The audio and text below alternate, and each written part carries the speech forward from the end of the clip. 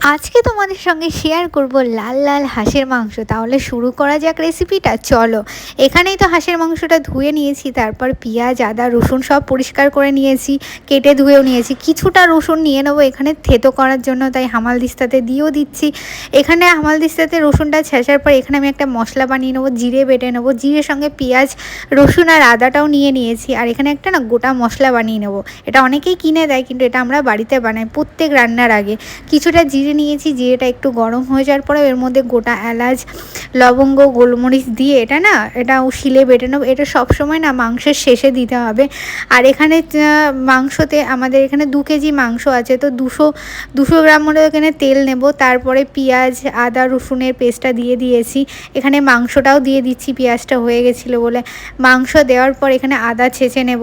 আদাটা আমরা কাঁচা মাংসের ওপরেও দিই, আবার বেটেও দিই, 2 রকমভাবেই দিই। তাই এখানে আদাটা আমরা থেতো করে নিয়েছি, এবার আদাটা আমরা দিয়ে দেবো মাংসের ওপর।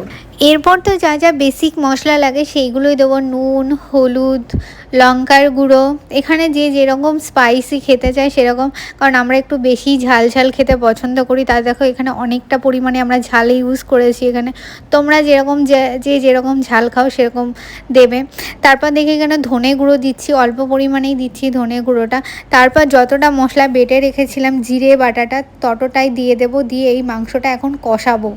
টোটালটা দিয়ে দিচ্ছি, দিয়ে এবার মাংসটা ভালোভাবে কষিয়ে নিতে হবে অনেকক্ষণ ধরে, কারণ হাঁসের মাংসটা একটু বেশিই শক্ত হয়, একটু বেশি পরিমাণে জাল দিয়ে দিয়ে দিয়ে এটা কষাতে হয় খাসির মাংসর মতনই। এখানে কাঠের জালে রান্না হচ্ছে তো এখানে বেশি টাইম লাগবে না। এটা যদি গ্যাসে রান্না হতো তাহলে একটু বেশি টাইম লেগে যেত। কাঠের জালে রান্নার টেস্টটা তো অসাধারণ হয়, তার জন্য হাঁসের মাংস যখনই রান্না করবে চেষ্টা করবে কাঠের জালে করতে, উনুনে করতে। পাশে দেখো গরম জল বসিয়ে দিয়েছি হাঁড়িতে, কারণ হাঁসের মাংসে গরম জলই যাবে তার জন্য।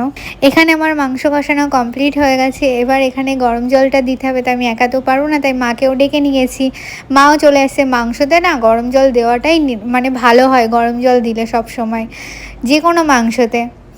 ঝোল ফুটে যাওয়ার পর মা বলছিল এখানে একটু দেখে দিতে নুন না ঝাল হয়েছে কিনা। আমি বললাম দাও। এখানে একটু নুন আর একটু ঝাল লাগতো, কারণ আমরা একটু প্রচুর পরিমাণে ঝাল খাই, যে কোনো তরকারিতে একটু ঝাল দিতে বলছিলাম। তারপর দেখলাম না ভালো হয়েছে। তারপর যে গোটা মশলাটা করে রেখেছিলাম সেই গোটা মশলাটাই এখন বেটে এই মাংসের ওপরে ছড়িয়ে দেব। তারপরেই একটু ফুটিয়ে নিয়েই নামিয়ে নেব, কারণ মাংসটা আমাদের হয়েও গেছে। তোমাদের শেষ পর্যন্ত দেখাচ্ছি মাংসের কালারটা, তোমরা দেখে বলবে যে কেমন হয়েছে মাংসটা। এই দেখো মাংসের কালারটা, তোমরা দেখে জাস্ট বলো মাংসের কালারটা কেমন এসছে, ভালো এসছে না বলো।